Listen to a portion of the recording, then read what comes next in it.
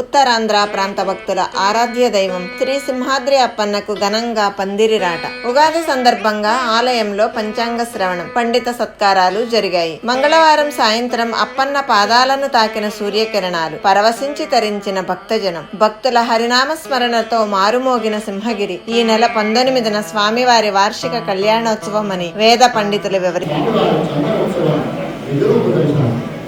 ఆషాఢ శుద్ధ పౌర్ణమి గిరి ప్రదక్షిణ, భాద్రపద శుద్ధ దశమి నుండి పవిత్రోత్సవం శుద్ధ చతుర్దశి వరకు జరుగుతుంది. ఆశ్వీజ శుద్ధ దశమి శరీ పూజా మహోత్సవం, దమిరోట విజయదశమి, ధనుశుద్ధ ఏకాదశి వైకుంఠ ఏకాదశి, మహోజసే సింహశైల నివాసాయ సింహాయ మంగళం. శ్రీ శ్రీ శ్రీ వరాహలక్ష్మి నృసింహ ప్రభువు కొలువుదీరినటువంటి సింహగిరి పైన కళ్యాణ సందడి ఆరంభమైంది. ఇవాళ ఉగాది సంవత్సరం ఆరంభం, క్రోధినామ సంవత్సరం ఆరంభం అవుతుంది.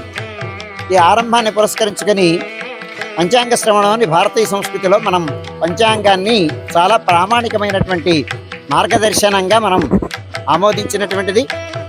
ఇది వారం, నక్షత్రం, యోగం, కరణం వీటి వలనే మన యొక్క జీవన విధానాన్ని, జీవన యొక్క ప్రమాణాన్ని, అలాగే ప్రకృతి యొక్క పరిణామాన్ని వీటినన్నింటినీ ఆకారంగా కలిగినటువంటి పంచాంగం కనుక ఆ పంచాంగాన్ని మనం అనుసరిస్తున్నాం భారతీయ సంస్కృతిలో. అందుచేత పంచాంగ శ్రవణం జరిగింది స్వామివారి సన్నిధానంలో ఇవాళ. అదైన తర్వాత పంచాంగ శ్రవణం అంటే స్వామివారి యొక్క గ్రహాలన్నీ యొక్క గమనాన్ని బట్టి ప్రకృతి యొక్క పరిణామం ఉంటుంది, దాన్ని మనం వివరించు. అదైన తర్వాత పందిరిరాట ఉడుపు మహోత్సవాన్ని జరుపుకుందాం. విశ్వచనారాధన పుణ్యాహవచనం చేసుకుని పందిరిరాట ఉడుపు మహోత్సవం.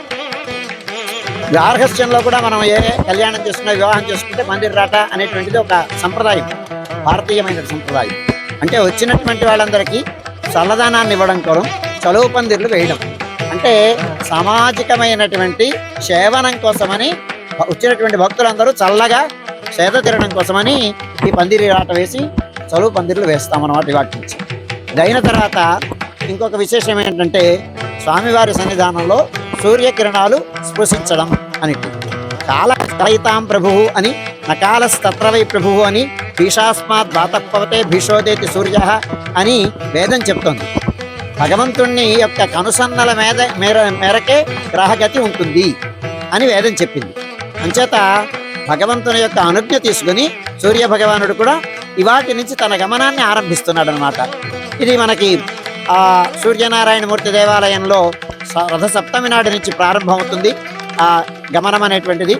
ఒక్కొక్క సంప్రదాయంలో ఒక్కొక్క కాలంలో మకర సంక్రాంతి నుంచి సంవత్సరం ఆరంభం అవ్వడం, కార్తీక పూర్ణిమ నుంచి సంవత్సరం ఆరంభం అవ్వడం, అలాగే మార్గశిర మాసంతో సంవత్సరం ఆరంభం అవ్వడం, ఇలా రకరకాలైనటువంటి అంటే ఆయా కాలాలలో గమనాన్ని బట్టి ఆ రకమైనటువంటి సన్నివేశాలు ఉన్నాయి. ఇప్పుడు ప్రస్తుతం కలియుగంలో చాంద్రమానంలో ఇప్పుడు ఉన్నటువంటి 5000 చిల్లర సంవత్సరంలో ఉగాది నాటి నుంచి చైత్ర శుద్ధ ప్రతిపత్తి నుంచి కాలగమనం ప్రారంభం అనేటువంటిది ఒక సంప్రదాయం మనకి జ్యోతిష సిద్ధాంతంలో నిరూపింపబడింది అనమాట. 12 సంవత్సరాలకు ఒకసారి గమనంలో మార్పు వస్తుంది. ఆ గమనంలో వచ్చినటువంటి మార్పు నిమిషాలని, సెకండ్ని వాటినన్నిటినీ మనం సర్దుబాటు చేసుకుంటారు పంచాంగకర్తలు. ఇలాగ వచ్చినటువంటి ఈ గమనంలో, కాలగమనంలో మన ఆలయం పశ్చిమాభిముఖంగా ఉంది కనుక స్వామి సూర్య భగవానుడు ఇవాళ ఆ పశ్చిమాద్రిని తాకేటప్పుడు ముందు అతను నిష్క్రమించే ముందు స్వామిని ఒకసారి సేవించి వెళతారు.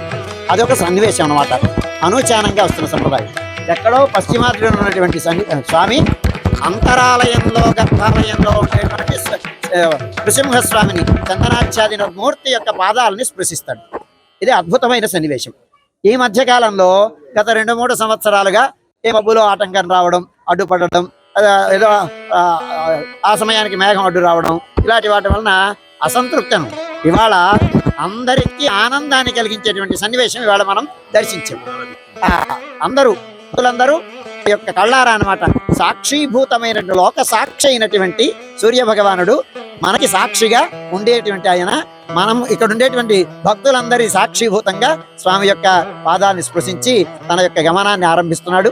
ఈ సందర్భంలో భారతదేశంలో ఉండేటువంటి వాళ్ళందరూ సుఖశాంతులతో నిరోగంగా నిరుపద్రవంగా ఉండాలి అని సౌమనస్యంతో సౌభ్రాతృత్వంతో లోకమంతా విరాజిల్లాని అని మనమందరం ఆశిద్దాం. ఉగాది వేడుకలను ఉదయం నుంచి కూడా భక్తులందరూ కూడా ఆనందోత్సవాలు జరుపుకుంటూ ఉన్నారు. మధ్యాహ్నం నుంచి మనం ముఖ్యంగా ఈ పంచాంగ శ్రవణాన్ని మనం పూర్తి చేసుకున్నాం. అదేవిధంగా ఆ పంచాంగ శ్రవణంలో భాగంగానే ముందుగా స్వామివారి దగ్గర మనం పంచాంగం వారికి స్వామివారి దగ్గర తర్వాత ముఖ్యంగా వార్షిక కళ్యాణానికి సంబంధించి పెళ్లి పత్రికని ఆహ్వాన పత్రికని కూడా వారు వచ్చి కార్యక్రమం అయ్యాక వాటిని అన్నింటిని కూడా వచ్చినట్టు భక్తులకు కానీ ఇతరులందరూ కూడా మనం ఇవ్వడం జరిగింది.